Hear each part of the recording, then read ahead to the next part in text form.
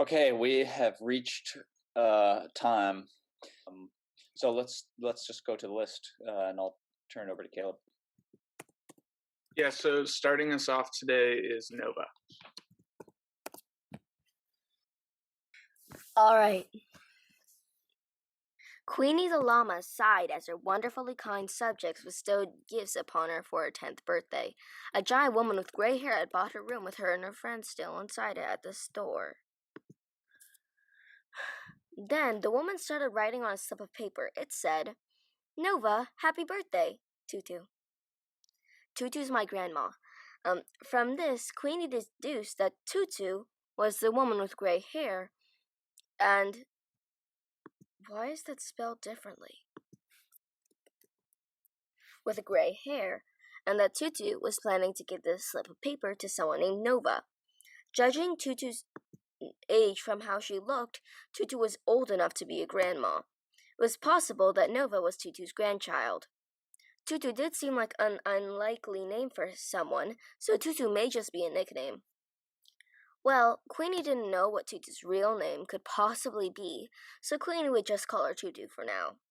Queenie looked down and wondered again what that present balancing on the edge of her clear room that said, "Happy birthday," could possibly be for. It couldn't be for her, or otherwise the sender would have sent it directly to her room. Her parents had given her a room that was impossible to get out of to prepare her for travel. And wouldn't you know, soon enough, Tutu picked her foldable room up, folded it, and slipped it inside what she thought must be her new house, although she didn't know why Tutu had also put in this slip of paper, wishing Nova a happy birthday as well. A few days later, of lots of people jostling her house, what looked like a 10-year-old girl tore her house apart and picked up her room on the slip of paper. Queenie realized that this must be Nova. Then Nova smiled and said, "Tutu got me a paper snow globe with llamas in it for my birthday card." Wow, that is incredible. That was a So this is a brilliant story, I think. So there's a couple things I want to say about it. First of all, I think it's very cool how you used your kind of life circumstances to create art. So I think that's a good example of how when we're looking for inspiration, it's usually looking at us right in the face, right next to us. This story is super weird. It's actually very subtle. It's more I like when you were saying it was going to be crazy. I was thinking it was just kind of I thought it was going to kind of blow up and just go off the rails and just go totally nuts. But its turn is a little more subtle than that. It's very creepy because it gives you this sense of kind of claustrophobia and entrapment because we start, it's set up so that the protagonist of the story is Queenie the llama, and so Queenie then the llama is the llama with the crown. there you go. Yeah. So I named her Queenie because she's going to grow up to be a queen. So yeah, so we really begin the story by kind of taking up her perspective, and by the end we feel ourselves trapped, microscopic, and cloistered off from the world. It's very dark. It's very disturbing. Thanks for sharing. It's great. It's brilliant. I did not mean it. I did not mean for it to be like that. Well, that's the thing about writing, is what you meant to do doesn't really matter that much. All that matters is how your readers interpret your writing. Maybe not all that matters, but most of what matters for your readers is how they interpret it. That's also the great thing about Veering, is Veering can allow for new interpretations to come into a story. They are almost a kind of challenge to readerly expectation and authorial intention. So they're kind of fun in that way. Okay, Bye. who's next, Caleb? Next up is Emma. Okay, or rather the shape. Or rather, it was the shape that interested me the most. Spin like a top. No, trap it. The base is on the other side. You must understand, dear reader, that there was something that curved in unnatural ways. The black was only a shield, a protector of the young and old, the little. The big were never protected. They had feet. We look inside and we wonder, how do we eat out of this? How will we put food in this and stain it and put it in a dishwasher and torture it when it was truly meant to be held, not breaking the shield, but held nonetheless, and the patterns and colors make you want to touch cool. I think it is rather beautiful. You touch, you are hot, and it makes a sound. Ring is the sound. But this does not interest me. There is something else that interests me, or rather, the shape. So wait, what was the title of that again, Emma? Or rather, the shape. Or rather, the shape. And will you read the first line? Is that a poem, or do you? Is it lineated, or did you write it in prose? Oh no, it's a poem. It has Okay. line break. Right. Okay. So yeah, what's the first line? Um, or rather, it was the shape that interested me the most. Spin like a top. No, trap it. The base is on the other side. Well, What that's is the the object? first stanza. Oh, that's the first stanza. Okay. What is the object? It's this bowl. Wow. So good. I think Emma. I think you're like already a better poet than I am. I'm serious.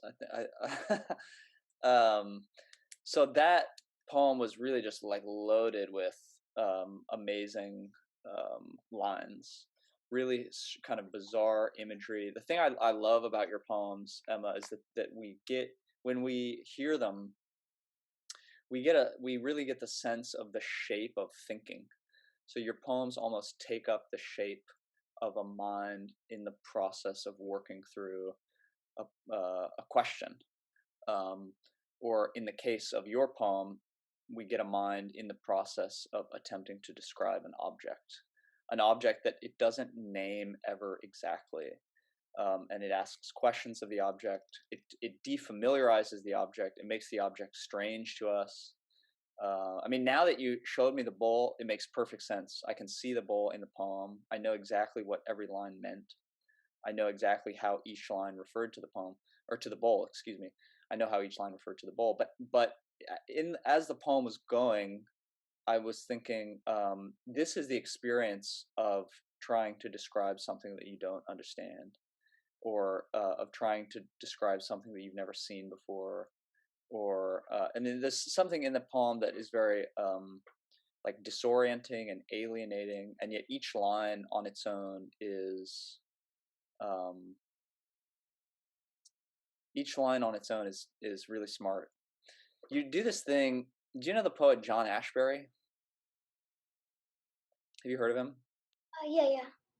So John Ashbery, when I read John Ashbery poems, I get this feeling that his poems are describing what it's like to read his poems.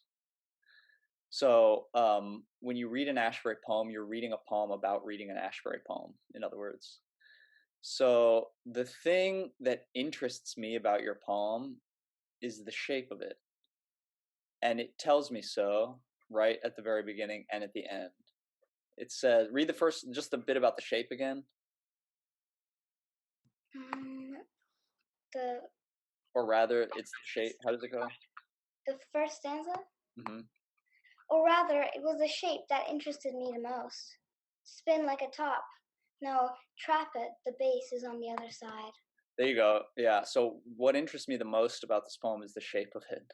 So this poem, like Ashbery's poems, if you go through your poem again and you look at each line, I think you'll find that each line somehow weirdly describes the poem itself. It's really great. It's incredible.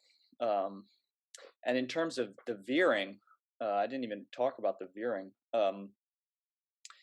What's veering in that poem is the perspective of the poet.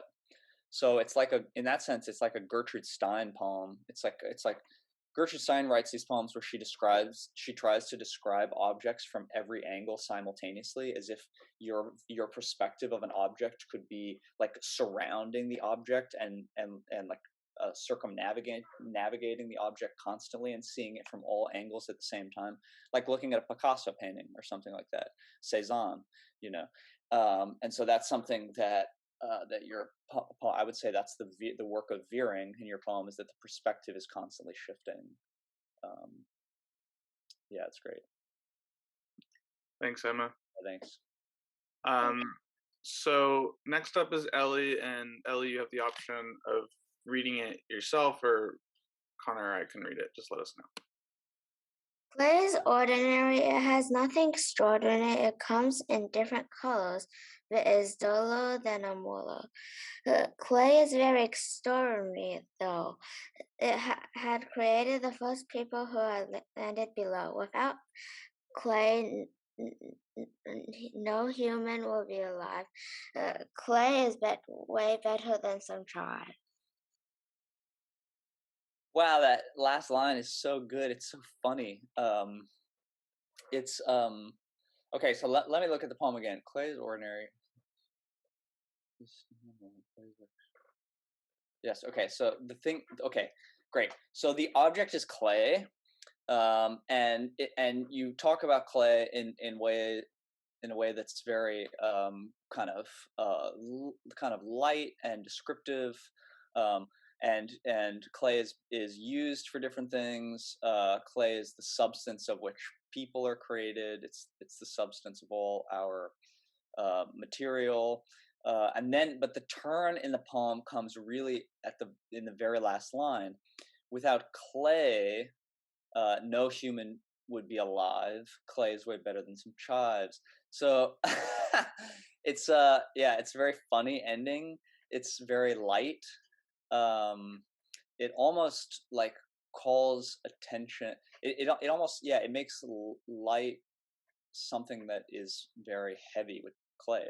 Um, and so that comparison is almost absurd. There's something very funny about that line. That's great. That last line is really fantastic. I love it, and it kind of falls in the tradition of the poems that we read for this presentation today, where at the very end of the poem like reverses its tone or its voice. So you think the poem is being very serious. You think the poem is making some kind of philosophical or quasi philosophical commentary, and then suddenly at the end the tone changes. It becomes funny, silly, ridiculous, playful. The image there, the contradiction between clay and chives, is also very striking and memorable and surprising. Totally shocking and surprising. It's great. Thank you. Thanks for reading it. I'd love to hear you read it. Thanks, Ellie. So next up is Olivia, and you have the same option. Soldiers cowering while others fight. Don't lose what matters. Don't lose what is right. Battle and war never ends. Children and mothers lost. Buildings and hearts break. In all battles, lives are the cost. Guns and bombs leave a ring in ears. Cries and death leave loved ones in tears. So why fight when all you suffer is loss? Sanity is stretched taut. The bridge to death is crossed. And now I'll put down my pen and sit back and rest. My poem is complete. I'm relieved, I'll confess. And my pencil is in my hands, waiting for its next poem. I'll be happy to write about the fields that I roam. Wow, that's fantastic. Thank you, Olivia. The turn is brilliant. It's genius. So the poem is describing war. Its tone is tragic, critical, even somber, maybe a little sad. The imagery, at least, is very kind of dark. And then the turn comes, and now. So people are dying. The bridge to death is crossed, and now I'll put down my pen and sit back and rest. So what the poem does is it asks a really complicated question about the relationship between between like world history and writing. or a really complicated question between violence and writing about violence. So the poet here seems to be relieved to have finished writing the poem. And also, we as readers are reminded of the fact when we get to this moment that we're just reading a poem, that we're not really seeing war, we're not seeing literal violence. So this poem is very complicated, it's very complex, and it makes it almost challenges the reader to ask questions about what it means to write about violence or to write about war. And it's also significant, it seems to me, that the poet is relieved to be done writing about war and is ready to move on to other things. Fields, in this case, fields. So the contradiction is war and roaming fields. So that's I think it's really smart, Olivia. I think yeah, it's asking big questions of us as readers. Yeah, it's really smart. That's fantastic. Yeah. No, I don't think you should be embarrassed of it at all. I think it's really smart. Um, yeah, I mean that's it's fantastic. Honestly, it's really great work. It's very smart. It challenges me. Yeah. Thanks, Olivia. Next up is Lena, and again, you can read it or we can. I looked around my room. Mom had told me to clean it up. I didn't particularly want to, but I decided to tackle the biggest mess first, my desk. My eyes swept the area and fell on the small USB drive hanging from the corner of my corkboard. It was shaped like a turtle. It was light green and dotted with little brown hearts on its arms and legs. The shell covering it was light pink and it was hanging from a small chain. It was above my Harvard Medical School postcard and right next to the cat meme sticker my friend sent to me from Massachusetts for some reason. My middle school had told me to bring an empty USB drive for the computer, but we never used them, so it just sat there unused and collecting dust. I lifted the chain off from around the small pin with the design of a bee. I started playing around with it, opening and closing it. For some alarming reason, it was amusing to see a pink turtle cut in half, which was weird. I put it back where I found it and started sorting some things. Once I finished, I breathed a sigh of relief and opened my laptop. After all that organizing, I deserved a break, didn't I? I glanced at the USB drive. Maybe I should use it. I was running out of storage on my computer and I had enough cute animal pictures to fill up the entire drive. I opened it and plugged it in and started filling it up with pictures. Suddenly it told me the memory stick was full. Huh. I was sure it was still empty when I hung it up on the corkboard. I checked it. There was a strange folder and I never knew I hadn't. I opened it up and was greeted by a very creepy picture of a cartoon psychopath.